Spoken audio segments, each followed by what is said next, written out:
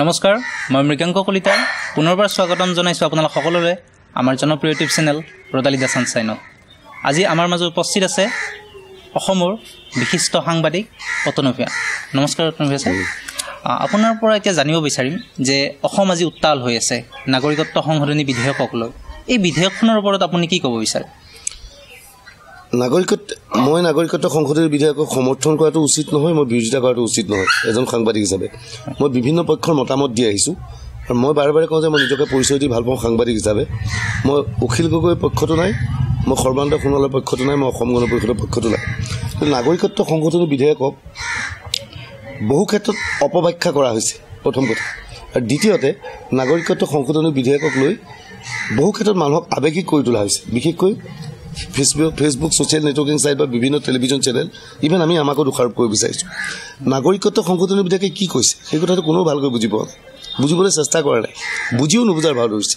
কৈছে 2014 চনৰ ডিচেম্বৰলৈকে যিসকল লোক ভাৰতত হিন্দু বাংলাদেশী আছে তেওঁলোক যদি 7 বছৰ ধৰি ভাৰতত আছিল তেনেহ'লে তেওঁলোকে আবেদন কৰিব পাৰিব জিলা উপায়ুক্তৰ ওচৰত।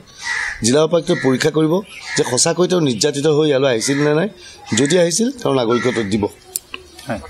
এতিয়া বাস্তৱ সত্যটো হ'ল নাগৰিকত্ব সংশোধনী বিধেয়কক লৈ বিজেপিয়ে ইমান হৈ হাল্লা যে কৰি আছে, আমাক লাগে নাগৰিকত্ব সংশোধনী বিধেয়কখন অনুমোদন পায়নে নাই এইটো প্ৰথম কথা ডাঙৰ কথা। ৰাজ্যসভাত অনুমোদন পায়নে নাই, ৰাজ্যসভাত বা যুটীয়া সংসদ অনুষ্ঠিত কৰি যদি অনুমোদন লাভ কৰে তেনেহ'লে ইতিমধ্যে এটা গোচৰ চলি আছে সুপ্ৰিম কোৰ্টত।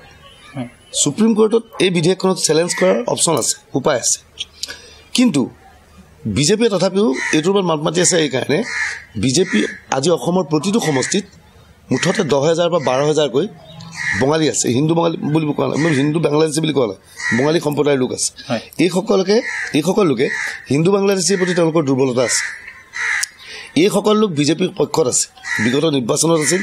এইবাৰ পঞ্চায়ত নিৰ্বাচনত দেখা গ'ল, এইবাৰ পঞ্চায়ত নিৰ্বাচনত কলিয়াবৰ সমষ্টিত কেশৱ মহন্তই খুব ভাল ফলাফল দেখুৱাব লাগিছিল জিলা পৰিষদত। অসমীয়া বেল্টত তেওঁ ঠিকেই ভাল পাইছে, বেংগলী ভোটত তেওঁৰ ভোটটো বিজেপিলৈ গুচি গৈছে। বিজেপিয়ে সেই ভোটটো হেৰুৱাব বিচৰা নাই, বঙালী হিন্দুৰ ভোটটো। বঙালী হিন্দুৰ ভোটটো হেৰুৱাব বিচৰা নাই বাবেই তেওঁলোকে নাগৰিকত্ব সংশোধনী বিধেয়ক কৈ আছে। আজি বিজেপিৰ লগত অংশ, আপুনি হয়তো প্ৰশ্ন কৰিব যে অসমীয়া মানুহখিনি বিজেপিক নালাগে নেকি? এতিয়া অসমীয়াৰ মাজতো এতিয়া বিজেপিয়ে ভাগ কৰিবলৈ গৈ আছে 6 জনগোষ্ঠী, টাই আহোম, চুতীয়া, আদিবাসী, মৰাণ, মটক এইবিলাক থকাৰ পিছত অসমীয়া কোন থাকিল? ৰতন ভূঞা অসমীয়া থাকিব। মৃগাংক কি লিখা? কলিতা। তুমি কোনোবা পঢ়িছা নেকি? 6 জনগোষ্ঠীটো নপঢ়া চাগে। আমি অসমীয়া কেইটা থাকিল গম পাইছা? অসমীয়া কোন থাকিল? আমি কেইটা থাকিলোঁ? সেইকেইটাতো 6 জনগোষ্ঠী গ'ল।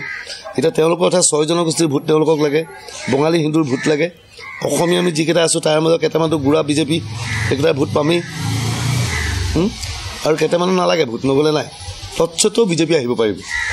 গতিকে বিজেপিয়ে অকল একেখিনি সময়তে নাগৰিকত্ব সংশোধনী বিধেয়কো বিচাৰিছে, 6 জনগোষ্ঠীক জনজাতিকৰণ কৰিব বিচাৰিছে। ইয়াৰ জৰিয়তে ভোট বিভাজন গোটাই তেওঁলোকে যাতে চলিত ভোটত জিকিব পাৰে সেইটো তেওঁলোকৰ অংক চলি আছে।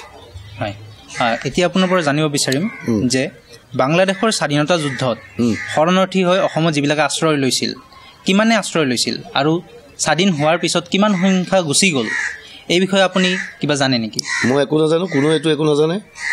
NRC ওলোৱাৰ পিছত এইটো সদায় চলি থাকিব। অসমতে ডাঙৰ ইছ্যু বাংলাদেশ সৰুৰে পৰা দেখিছিলোঁ আমি। অসম আন্দোলনৰ সময়ত ভাগো লৈছিলোঁ, গৈ কেতিয়াবা দিনটো জেলত থাকিবলগীয়া হয়, অস্থায়ী জেল। এতিয়া ভাবোঁ যে কিয় আছিলোঁ এইবিলাক। এতিয়া আকৌ মোৰ ল'ৰাটো বা মোৰ ভাইটো আকৌ এই আন্দোলনত চলিব। বাংলাদেশী ইমান বছৰৰ পৰা চলিয়ে আছে। আমি সৰুৰে পৰা এইটো কেতিয়াৰ পৰা বাংলাদেশ 70 দশকৰ পৰা বাংলাদেশী ইছ্যু চলি আছে। গৈ বা NRC হ'ল।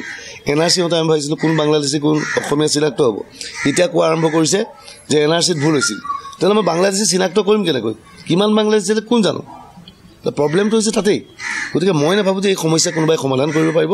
সেইটো চলি থাকিব, আমি মুখৰ দৰে আমি আন্দোলন কৰি থাকিম, ইয়াক লৈ কোনোবাই ৰাজনীতি কৰি থাকিব।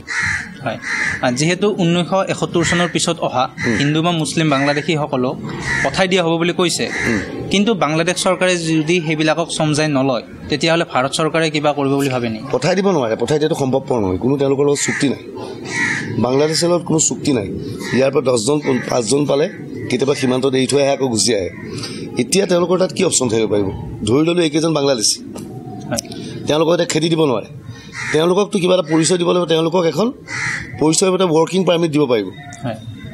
10 বছৰলৈ তহঁতি অসমত থাকিব পাৰিবি 10 বছৰ থকাৰ পিছত তহঁতি আকৌ এপ্লাই কৰিব পাৰিবি এই 10 বছৰ হয়তো তেওঁ কাম বন চব কৰিব পাৰিব ৱৰ্ক পাৰমিট আছে হয়তো চৰকাৰী চাকৰি নাপাব আৰু যিখিনি বাংলাদেশী কথা কয় তেওঁলোকে চৰকাৰী চাকৰি নিবিচাৰে তেওঁলোকে খেতি মাটিত ব্যস্ত থাকে গতিকে আমি এনেই চাব মই নাভাবোঁ যে কাৰোবাক খেতি দিব পাৰিব হয় আপোনাৰ পৰা জানিব বিচাৰিম যে বিধেয়কখনক লৈ যিহেতু উত্তাল প্ৰতিবাদ চলি আছে আগন্তুক সময়ত বিজেপিৰ কিবা ক্ষতি হোৱাৰ সম্ভাৱনা আছে নেকি কাৰণ কিয় তেওঁলোকে এনেকুৱা সিদ্ধান্ত ল'লে আৰু জানি বুজি তেওঁলোকে নিজৰ ভৰিত নিজে কুঠাৰ নামাৰে এই বিষয়ে আপুনি কি ক'ব মই কৈছোঁ যে নিজৰ ভৰিত নিজে কুঠাৰ মৰা নাই মই তোমাক ইতিমধ্যে বুজাই কৈছিলোঁ 6 জনগোষ্ঠী আছে তেওঁলোকৰ লগত হিন্দী বাংলাদেশী আছে বিজেপিৰ কৰ্মকৰ্তা আছে তাৰপিছত অতনু ভূঞা আৰু মৃগেন কলিতাৰ ভোটৰ কি দৰকাৰ তেওঁলোকে ভৰিত কুঠাৰ মৰা নাই আমি ভাবি আছোঁ ছ'চিয়েল নেটৱৰ্কিং ছাইটত আমি খুব সমালোচনা কৰিছোঁ এইবাৰ বিজেপি উৰি যাব সেইটো ভগৱানে জানে উৰি যাব নে নাযায় পঞ্চায়ত নিৰ্বাচনত আমি উৰি যাব বুলি আহিছিলোঁ অসম গণ পৰিষদে এইটো ইছ্যু লৈছিল কিন্তু অসমৰ তথাকথিত ৰাইজে অসম গণ পৰিষদৰ পক্ষত নগ'ল